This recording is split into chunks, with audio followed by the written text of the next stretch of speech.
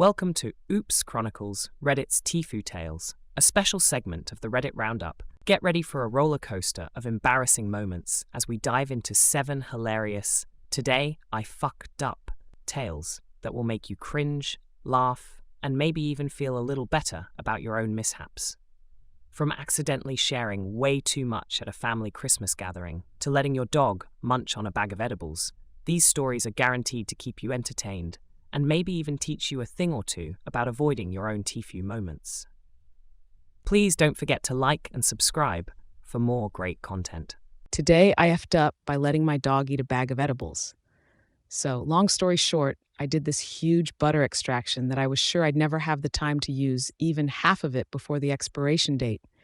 So I was willing to bake edibles for friends if they needed some. So this one time, my friend asked me for some peanut butter cookies for their bachelorette party. And I said, sure, no problem, Malady, they are already in the oven.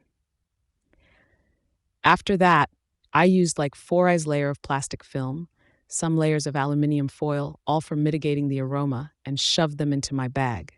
Important to point out that I have a basset hound, who famously known for their insane nose and I own the house, so I can do whatever attitude. Turned out she immediately knew where the cookies were.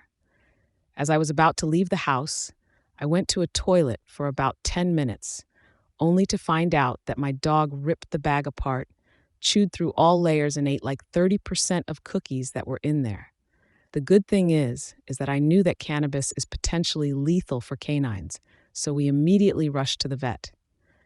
I might burn in hell for this, but I am absolutely sure that during the whole voyage, she was tripping balls. She was so relaxed and vibing in the car. Never ever have I seen her so easygoing and not contemplating every word I say. I felt like she was having a good time. We arrived at the vet only to find out an insane queue at the entrance. I already felt like shit, but had to lie my way through saying that she ate a whole bar of chocolate. As we got to the vet, I had to whisper into his ear that it was not chocolate. The vet actually laughed when it all made sense considering the red-eyed Rasta that was in front of him. He put her on IV, gave some meds, and in about 2 hours told me that she's going to be fine and I need to cuddle with her more this evening. As funny as this might sound from the side, I was very concerned and would do everything I can to prevent it from happening again. TLDR, my basset ate a bag of cannabis cookies. We went to vet while she was having a good time tripping balls, treated her immediately, and now she's doing great. Photo of her below. Today I effed up by leaving a dildo at my parents' house. Well, I 20s female am absolutely mortified. I stayed at my parents' house for the holidays. While I was in my old room, I woke up earlier than my alarm and I was feeling frisky, so I relieved myself with my dildo. After completing round 1, I was about to start with round 2 when the family pet started crying and I rushed to check on them. Everything turned out fine, then my alarm went off to signal for me to start packing for my flight.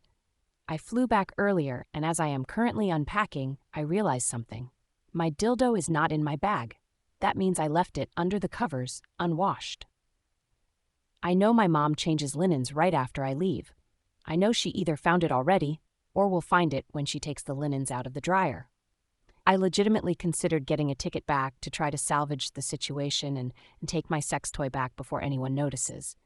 I don't think I can look my mom in the eyes for a very long time.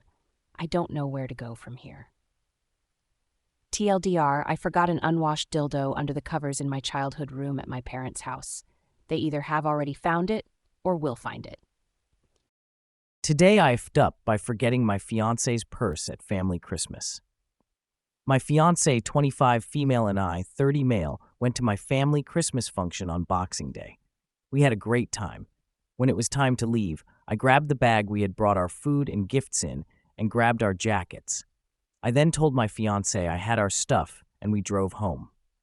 1 hour and 30 minutes later, we are getting out of our car and my fiance can't find her purse. She thought I grabbed it and I had no idea she brought it inside the house. Normally this wouldn't be a huge issue, as although it sucks, we could go back whenever to grab it. Unfortunately, my fiance had just revealed for my 30th Christmas birthday she has a surprise trip to Las Vegas planned. Her purse has all her credit cards, driver's license, and meds in it, so it was essential we have it. We had already left the party early because we have to wake up at 4:30 a.m. tomorrow to catch the flight. We arrived home at 8 p.m. and still had to pack.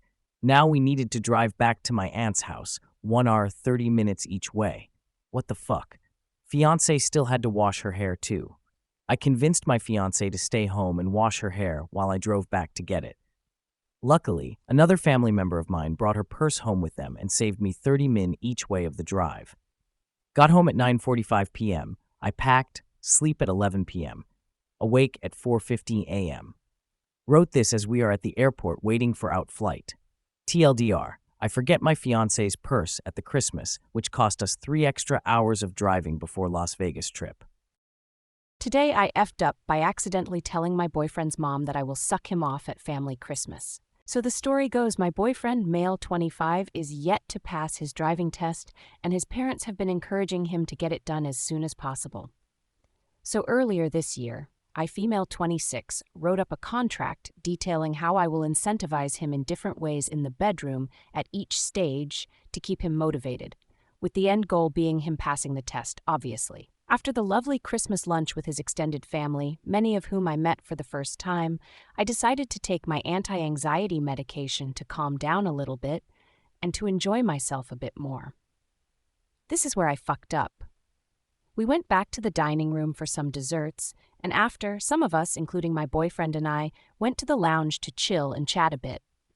The topic of his driving test came up with his mom telling his uncle that I was helping him, to which my medicated self replied, "We have a contract in place that I cannot share the details of," and smiled.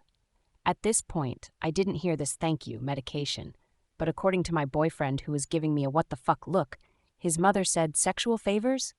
What do you think we were born yesterday?" and started laughing between herself and his uncle.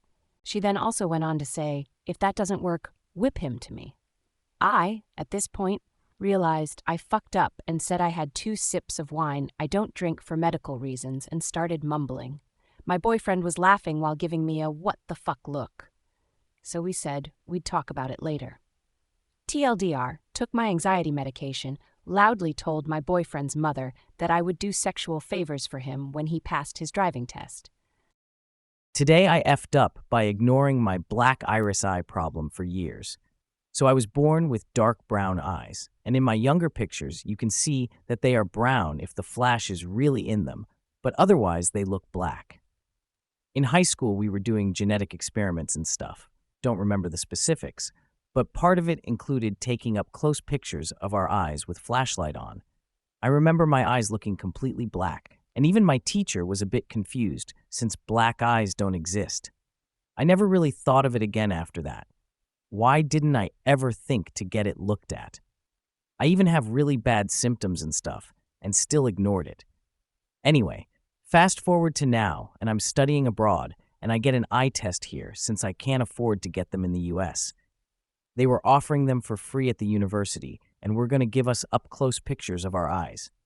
My friends thought it would be fun, and I could kind of prove that my eyes are super dark. They are very confused, because my pupils are very, very dilated and not reacting to light. There's a thin outer layer of dark, dark brown, so that's how they know. I have like 5 appointments to go to after Christmas, so we'll see how that goes. They think it was caused from one of the concussions I got when I was young. They think I might have permanent damage that's gotten really bad. I thought I just had an astigmatism that was getting worse and chronic headaches. There's supposed to be precautions and safety wear for people with pupils like this. TLDR, I thought I just had black eyes, but my pupils are actually likely permanently blown, likely from childhood head trauma. Today I effed up when I introduced my friends to each other. Yesterday, I, 20 male, introduced my childhood friend, 22 male, to my coworker friend, 22 female. My childhood friend flew from country to country just to spend time with me. He insisted that I introduce him to my coworker friend because he wanted to meet the person who filled his spot in my friendship circle. It was a joke, but he was serious about meeting her, though. I never made it clear to my childhood friend, or literally anyone, that I was attracted to my coworker friend.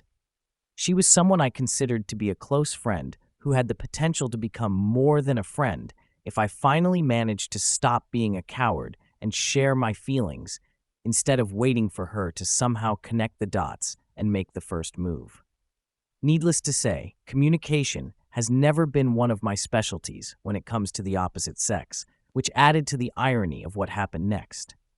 I had to be an interpreter for my childhood friend because he was deaf and relied on sign language to communicate.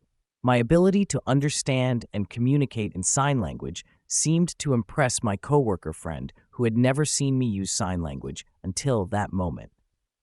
She even hinted at the possibility of me teaching her sign language on the side. Based on that hint, I was beginning to imagine how our one-on-one sign language lessons would eventually lead to me telling her how I feel without words. However, I gave up on that fantasy as soon as my childhood friend decided that he wanted to test his lip-reading skills with my coworker friend. Lip-reading was something my childhood friend turned into a game to flirt with girls.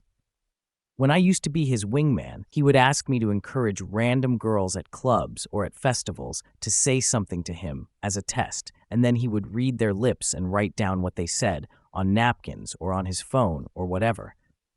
Even though 80% of the time he knew exactly what the girls said, he would end up writing the wrong words on purpose, which would usually be a fake compliment to himself that he presented as a compliment from the girls.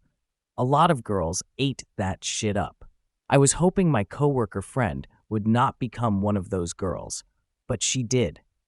My childhood friend got a similar reaction out of my coworker friend that he got from the girls who hooked up with him. The two of them were low-key flirting in front of me.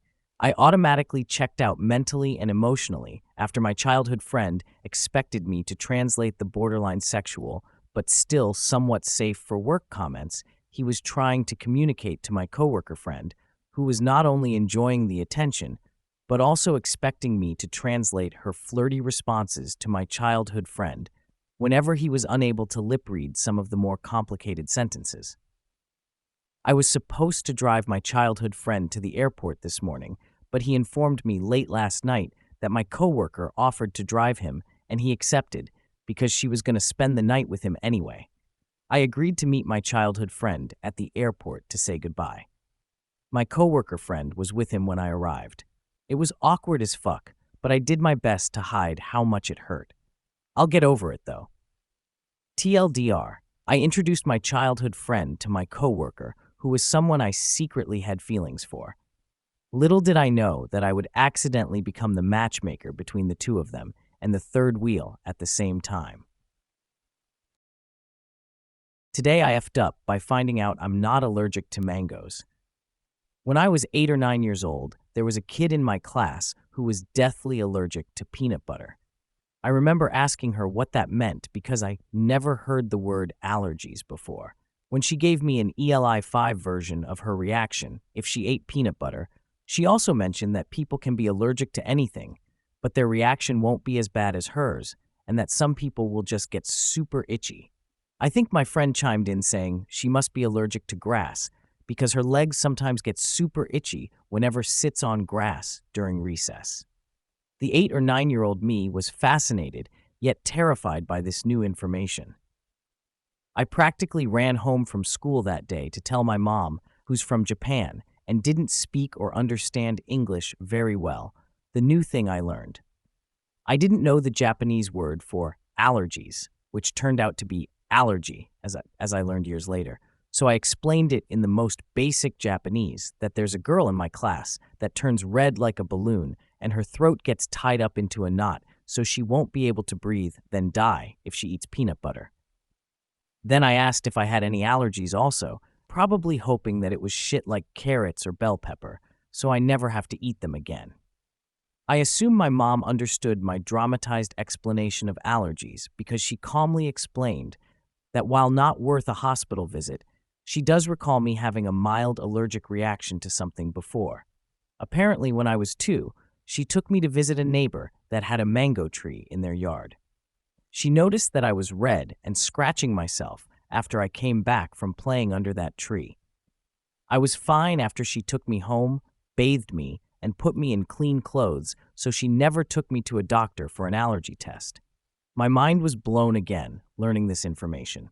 I was convinced that was the reason we never have mangoes at home, so I swore to myself to never consume mangoes for the rest of my life. Turns out the reason my parents never bought mangoes is that the ones sold at grocery stores were very expensive and tasted awful, so they never bothered buying them. It wasn't until years later that I, a 30-year-old who kept their oath to never let the deadly mangoes touch me, went to a Chinese restaurant with extended family. At one point, an uncle offered me mango pudding, which I declined due to allergies. My mom then asked, since when was I allergic to mangoes? Confused, I said she was the one that told me about my allergy and mentioned the mango tree story. Not only did she forget about that story, she couldn't remember if it was a mango or papaya tree. Either way, she told I'm not allergic to either because she's seen me eat both before, and I've never reacted to them. As soon as she finished explaining, I inhaled that mango pudding without a second thought. It practically broke my heart to find out I lived years missing out on such a heavenly delicacy. Not long after that dinner, I decided it was time to eat the 20-plus years worth of mangoes I falsely blacklisted from my diet. Mango smoothies? Give me the largest size. Someone brought mangoes to work? I'll take 3 and eat them during my breaks. What kind of cake for my birthday? Mango flavor, please. Mango-flavored candies? Give me a bag of those. Mangoes on sale? I'll buy a dozen. 1 week had passed since I started my mango craving. I've learned mangoes have great benefits, such as possible preventions of some types of cancers, boosting immunity, improvements in digestion, particularly the last point because I'm typing this while sitting on the toilet where I have been for at least 20 minutes. TLDR. Believed I was allergic to mangoes for over 20 years. Turns out I wasn't, and tried to eat 20 years worth of mangoes. Gave myself diarrhea,